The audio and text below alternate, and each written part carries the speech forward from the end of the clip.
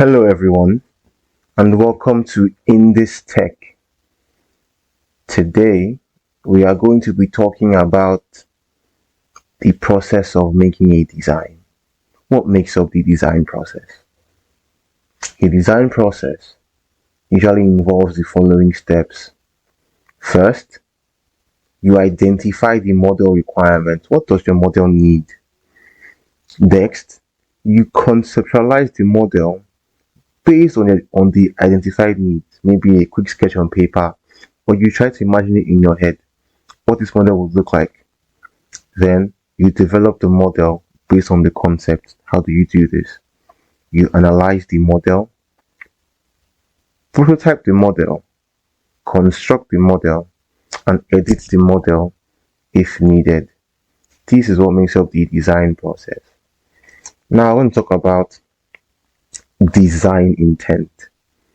Design intent determines how you want your model to react as a result of the changes that you need to make to the model. For example, I'm going to open a part.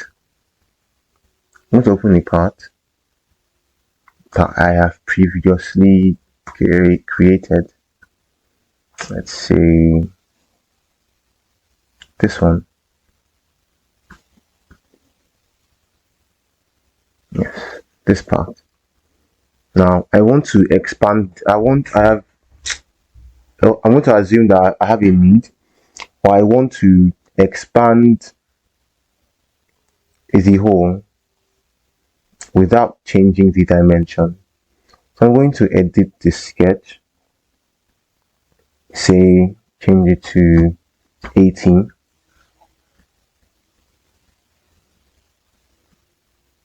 And then click exit sketch.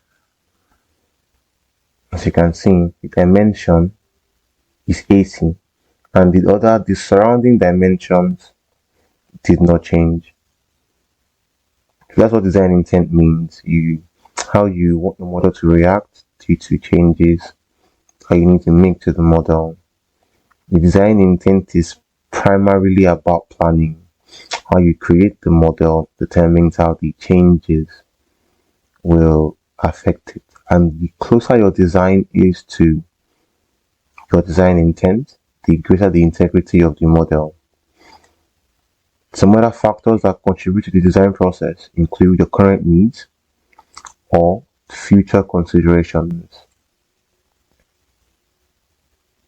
Now we are going to talk about the design method. Now, before you design a model, it is very helpful that you plan out a method for creating this model.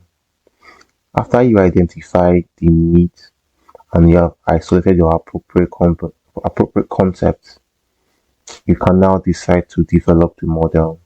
Developing the model has 3 major stages. The first stage is sketches. You can create sketches and decide how to dimension and where to apply relations in the sketch. Next is features. After creating the sketch, you can apply the appropriate features to the sketch, like extrude or fillets or chamfers, and decide in what order you want to apply those features to help bring out your component. And next is assemblies. When you're done creating your sketch and features, you can then select the component and add the appropriate meat to create an assembly. Well, I want to talk about sketches now. I'm going to create a file and open a new design area for a sketch. Now, sketches are the basis for most 3D models. Creating a model usually begins with a sketch, and from the sketch you can create features, and you can combine one or more features to create a part, and you can combine the appropriate parts to create an assembly, and from the parts or assemblies you can then use them to make drawings. A sketch is a 2D profile or cross section, and to create a sketch you can use a plane or a planar face. And in addition to 2D sketches, you can also create 3D sketches that include a z-axis as well as the normal y and the x-axis. And while there are numerous ways of making a sketch, usually most sketches begin from the origin. This here is the origin. Now I'm going to create a sketch on this origin. To create a quick sketch of let's call it a chest palm. I'm going to create a quick sketch of it.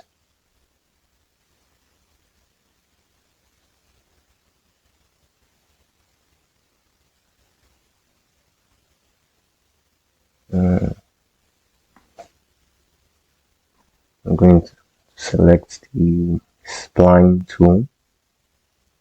Hold on. Let me just use the spline tool to quickly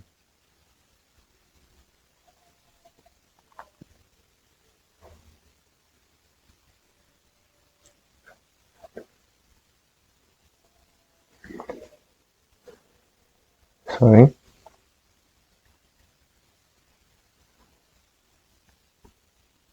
I'm going to use the spline tool to quickly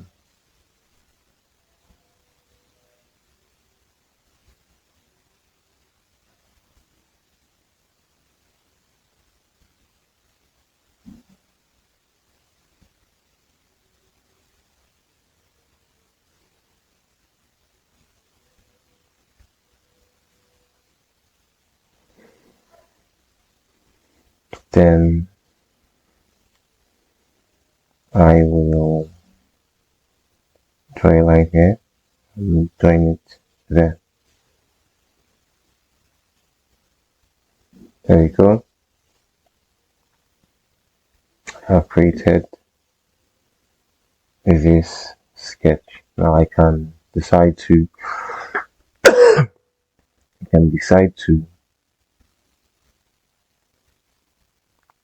revolve it to get the final shape that I am looking for. So there we go. This is a quick sketch of a chest pawn, more or less.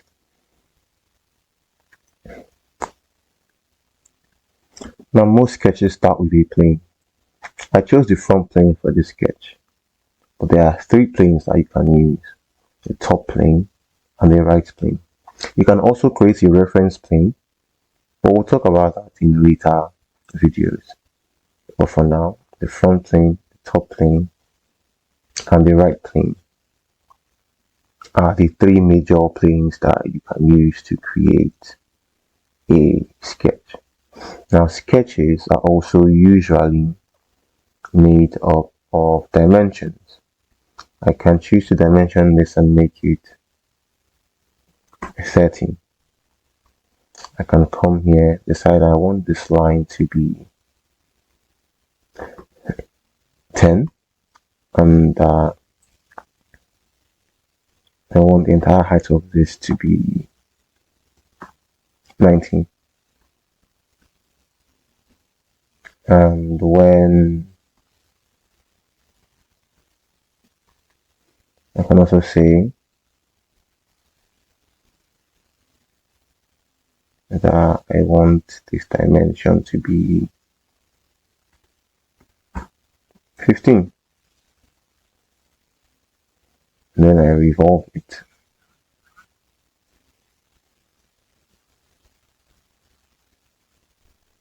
We see a preview. The preview shows us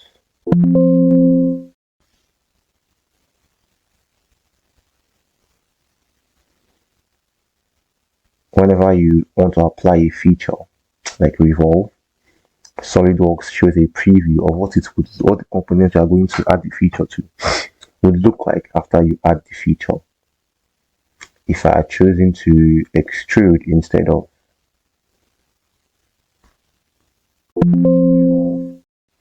SolidWorks to give us a preview of what the future would look like if I chose that instead. So yes, I'm going to choose revolve, and yeah, this is what we get from revolving.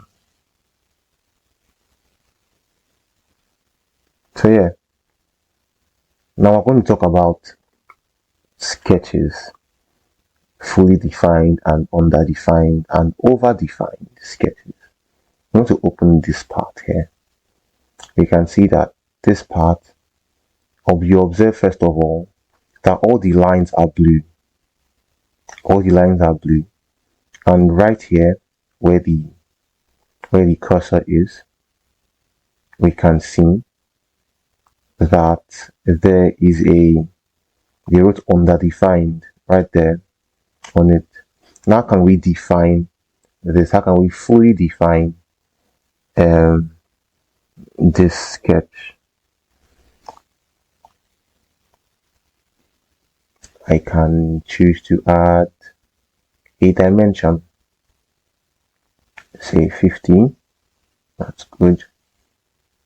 Here 17. That's equally good. And you observe something, that all the lines turn black. For a fully defined sketch, the lines of the sketch are black, and for an underdefined sketch, the lines of the sketch are blue. And while you don't need a sketch to be fully defined in order to add features to it, it is good to fully define sketches in order to maintain your design intent. Yeah. We also have overdefined sketches. If I were to add another dimension to this, you have a notification here. It says that adding this dimension will make the sketch to be overdefined. If I choose to leave it, the sketch becomes overdefined. And SolidWorks issues us notifications here that this sketch is overdefined, and it gives us a way to diagnose the problem. We can diagnose the problem, and it gives us solutions to the problem. First of all, this is the first one here. We can choose to erase the horizontal relation here. We can also erase the horizontal relation here, but these will remove this line, the line. If I do, it gives us the next solution. It says we can erase the horizontal relation here. It gives another solution to remove this dimension here, and another one is to remove the dimension here, or remove the relation here. So I'm going to choose this one. I'm going to accept it to click on remove this dimension. And there you go. Our sketch is now fully defined, as is indicated in this section here. Now we are going to create a simple sketch. I'm simply going to open a new part,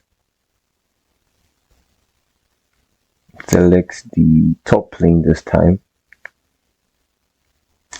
and I'm going to make my sketch to run through the origin. It is usually easy to make your sketches pass through the origin. I'm using the slot tool.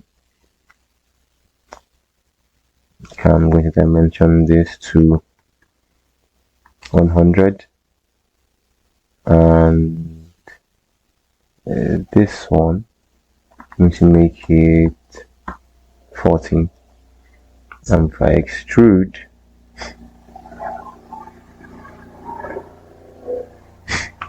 there we go. We have created a simple part from a sketch. And yeah, it is pretty easy to do that. We can also create assemblies from parts like we have said before. However, I'm just going to show an assembly that I have created already. This one that I showed before.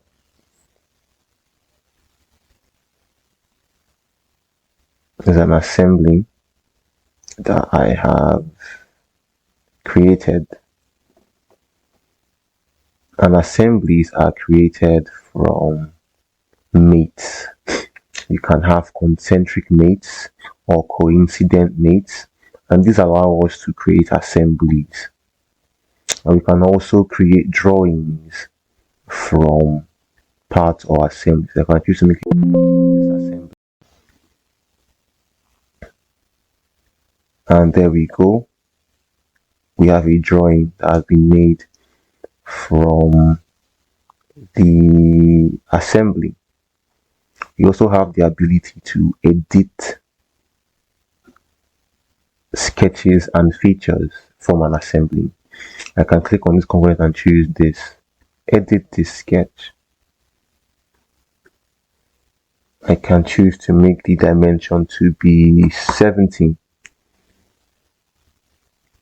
And when I exit the sketch, you can see that the component reduces to 70.